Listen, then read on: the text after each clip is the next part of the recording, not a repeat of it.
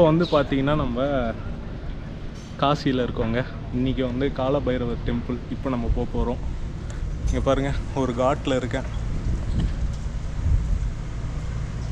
இப்போ நம்ம காசியில் இருக்க கால பைரவர் கோயிலுக்கு போக போகிறோங்க. ரொம்ப பிரபலமான அற்புதமான கோயில்னு சொல்லணும். இந்த காசியோடைய காவல் தெய்வம், இந்த காசியோடைய ராஜாவா இந்த கால பைரவர் இருக்கார் அப்படின்னு சொல்லுவாங்க. இந்த கோயிலுக்கு போய் இந்த கோயிலுடைய முழு விவரங்களும் இந்த காணொலியில் இருக்க போது, அதுக்கு முன்னாடி போகிற வழியில் இருக்கிற ஒரு சில சுவாரஸ்யமான ஆலயங்களுக்கும் இடங்களுக்கும் நம்ம போக போகிறோம். இந்த வீடியோவை முழுமையாக பாருங்கள். ரொம்ப பிடிச்சிருந்தா நிறைய பேருக்கு ஷேர் பண்ணுங்கள்.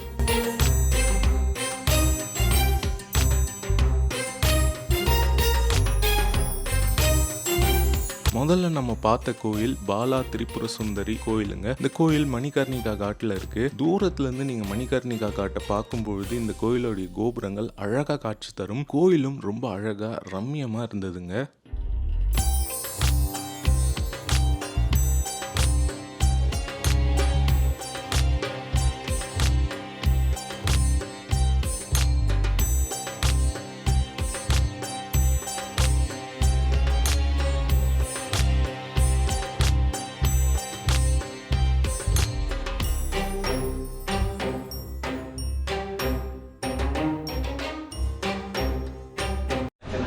இதில் காசியில் இன்னொரு ஃபேமஸான விஷயம் உங்களுக்கு தெரியும், பனாரஸ் சில்க் ஃபேமஸ்ஸு. அதுக்கப்புறமா வந்து பார்த்திங்கன்னா இங்கே இருக்கிற அந்த பான், அந்த பீடா, அது ரொம்ப ஃபேமஸ் ஆங்க. அது மட்டும் இல்லாமல் இங்கே நிறைய லஸ்ஸி விற்கிறாங்க.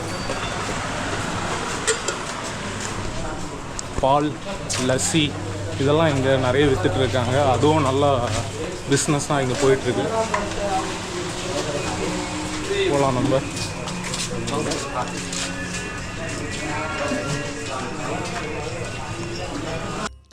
அடுத்து நம்ம சுவாரஸ்யமான ஒரு கோயிலுக்கு போக போகிறோங்க. ஆமாங்க, இங்கே சிவபெருமான் பூமிக்கு அடியில் இருக்கார். இங்கே காசி நகரம் கங்கை ஆற்றிலேருந்து நல்லா உயர்ந்து இருக்கோங்க. அங்கே கொஞ்சம் தூரத்துலேயே மணிகர்ணிகா காட்டிலேருந்து கொஞ்சம் தூரத்துலேயே இந்த மணிகர்ணீஸ்வரர் கோயில் இருக்குது.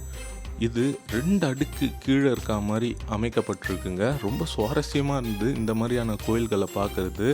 இன்னும் ஒரு சில கோயில்கள் இதே மாதிரி காசியில் இருக்குதுன்னு சொல்லப்படுது. அது மட்டும் இல்லாமல் 2000 சிவன் கோயில்கள், 2000 கோயில்கள் காசியில் இருக்காங்க. ரொம்பவே ஆச்சரியமாக இருந்தது இதை கேட்கும்பொழுது.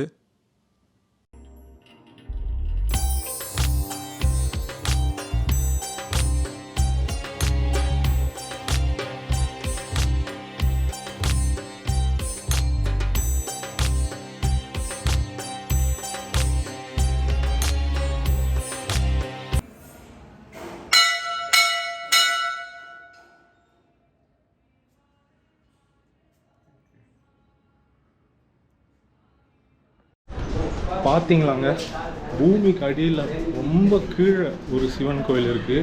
இந்த மாதிரி நிறைய சிவன் கோயில் காசியில் வந்து நம்ம ஏரியாவிலலாம் வந்து பிள்ளையார் கோயில் இருக்கும் பார்த்தீங்களா, அந்த மாதிரி சிவன் கோயில் இங்கே எக்கச்சக்கமாக காசியில் இருக்குது.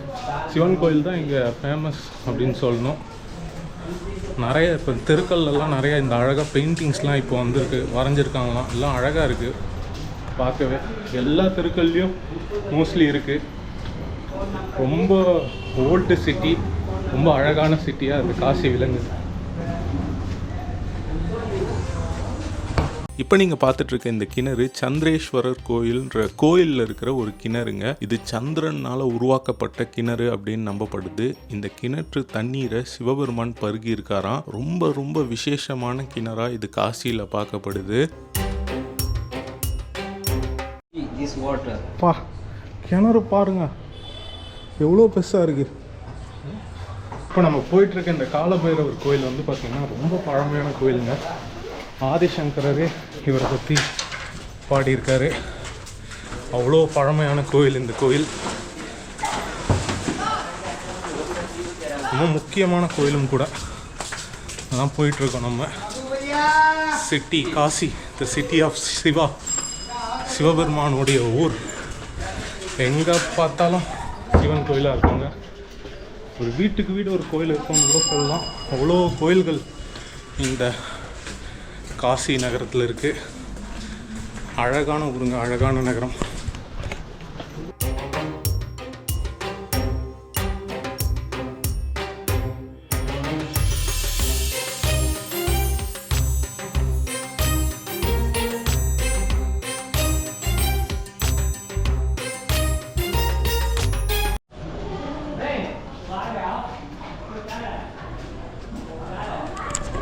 பார்த்தீங்களா எவ்வளோ குறுகலாக அழகாக இருக்குது சாலைகள், காசியின் சாலைகள் பாருங்கள். சும்மா அப்படி நகர்ந்து போனால் கோயில் இருக்கும் காசியில். இதாங்க ரொம்ப விசித்திரமாக இருக்குது. நான் காஞ்சிபுரத்தில் இருக்கேன். காஞ்சிபுரம் தான் நம்ம ஊர், காஞ்சிபுரம் தான். அங்கே வந்து பார்த்திங்கன்னா அவ்வளோ சிவன் கோயில் இருக்கும். அதுக்கே வந்து எனக்கு ஆச்சரியமாக இருக்கும், எப்பட்றா இவ்வளோ கோயில் கட்டினாங்க அப்படின்னு சொல்லிட்டு. இங்கே பாருங்கள், திரும்பின இடம்லாம் கோயில், திரும்பின இடம்லாம் சிவன் கோயில். அவ்வளோ லிங்கங்களை பிரதிஷ்டை பண்ணி வச்சுருக்காங்க, வேறு லெவல். காசிக்கு வந்தீங்கன்னா நீங்கள் ஒரு வாரம் சுற்றிக்கிட்டே இருந்தீங்கன்னா ஃபுல்லாக இப்படி நடந்து போனீங்கன்னா நிறைய கோயில்கள், நிறைய விஷயங்கள் கற்றுக்கலாம், தெரிஞ்சுக்கலாம், எக்ஸ்பீரியன்ஸ் பண்ணலாம்.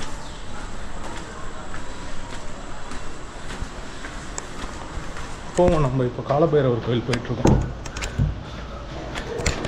சிவபெருமானுடைய ஆக்ரோஷமான அம்சங்களில் ஒருவர் தாங்க காலபைரவர். காலங்களையும் மரணங்களையும் தாண்டி நிற்கிற தெய்வமாக இந்த காலபைரவர் இருக்காரு. காலபைரவர் நம்ம கிட்ட இருக்கிற பயங்கள், மாயைகளை விலக்கி கடவுள்கிட்ட கொண்டு போறவராக இருக்கார் அப்படின்னு சொல்லப்படுது. இந்த ஒரு நகரத்தோடைய காவல் தெய்வமாக, ராஜாவா காலபைரவர் இருக்காருங்க. இந்த காலபைரவர் கோயில் தான் உலகத்திலேயே பழமையான காலபைரவர் கோயில்ன்ற நம்பிக்கை இருக்குங்க. அது மட்டும் இல்லாமல் ஆதிசங்கரை இயற்றிய அஷ்டாங்கத்தில் இந்த காலபைரவரை பற்றி தாங்க குறிப்பிட்டிருப்பாரு. அவ்வளோ பழமையான கோயிலாக இந்த கோயில் விளங்குது. இந்த கோயிலில் இருக்கிற காலபைரவர் அவ்வளோ முக்கியமானவர், அவ்வளோ முக்கியமான கோயில். நம்ம நாட்டிலேயே இந்த கோயில்னு சொல்லணும். இப்போது இவரை போய் நம்ம தரிசனம் பண்ண போகிறோங்க.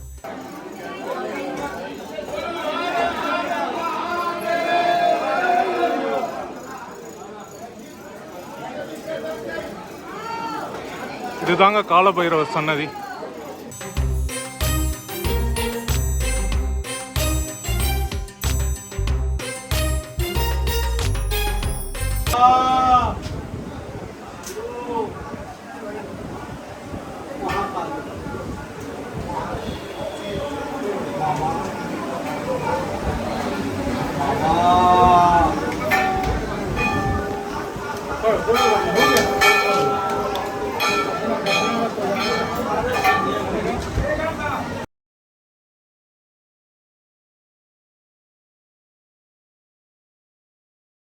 காலபைரவர் கோயில் பக்கத்தில் தண்டபாணி கோயில்னு ஒரு கோயில் இருக்குங்க. நான் முருகர் கோயில் நினச்சேன். இந்த கோயில் ரொம்ப முக்கியமான கோயில் காசியில் அப்படின்னு சொன்னாங்க. நானும் முருகர் கோயிலாக தான் இருக்கும்னு நினச்சி போனால் அவர் முருகர் கிடையாது, அரிகேசர் அப்படின்றவர் இங்கே காசியில் இருந்திருக்காருங்க.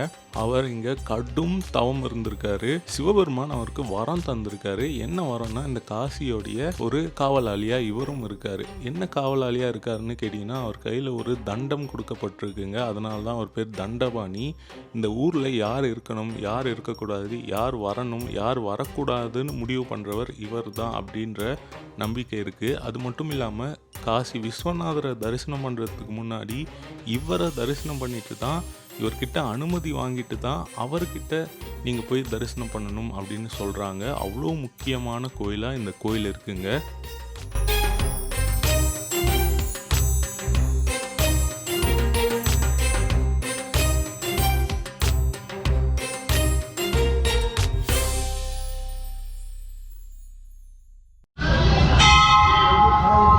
பார்த்துருப்பீங்க காலபைரவர் கோயில்.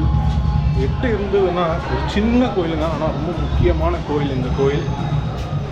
காலபைரவர் வந்து சின்னதாக நீங்கள் வீடியோவிலே பார்த்துருப்பீங்க. அவங்களே வீடியோ ஷூட் பண்ணி கொடுத்தாங்க. நான் வீடியோ ஷூட் பண்ணணுன்னு கேட்டவுடனே ரொம்ப அழகாக இருந்தது கோயில். சுவாமியும் ரொம்ப அற்புதமாக இருந்தார். ரொம்ப பழமை வாய்ந்த ஒரு திருக்கோயில். ஆதிசங்கர காலத்துலேருந்தே இருக்குன்னா பார்த்துக்கோங்க, அவ்வளோ பழமை வாய்ந்த கோயில். என்ன பண்ணாங்கன்னா, எல்லோரையும் வந்து ஒரு தட்டு தட்டுறாங்க, அடிக்கிறாங்கன்னு சொல்லணும். ஸ்பெஷலாக வந்து நீங்கள் மந்திரிச்சிங்கன்னா ஒரு இறகு, மயில் இறகு மாதிரி வச்சுருக்காங்க. அதில் வந்து பார்த்திங்கன்னா தலையில் மந்திரிக்கிறாங்க.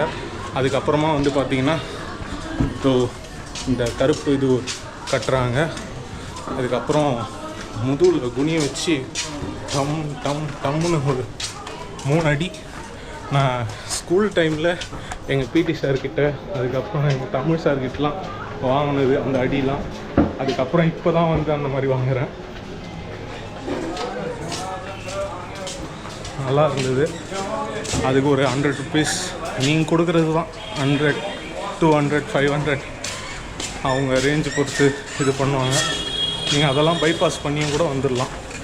அதுக்கப்புறமா எண்ணெயை வந்து தலைக்கு சுற்றி தலை மேலே இப்படி சுற்றி வந்து அங்கே பைரவர்கிட்ட போட்டு சொல்லுவாங்க. அது ஒன்று இருக்குது. இதோட இந்த வீடியோவை நான் இங்கே முடிச்சுக்கிறேங்க. இதே மாதிரி இன்னொரு நல்ல வீடியோவில் நான் உங்களை சந்திக்கிறேன். Bye from Ganesh Raghav friends. Bye.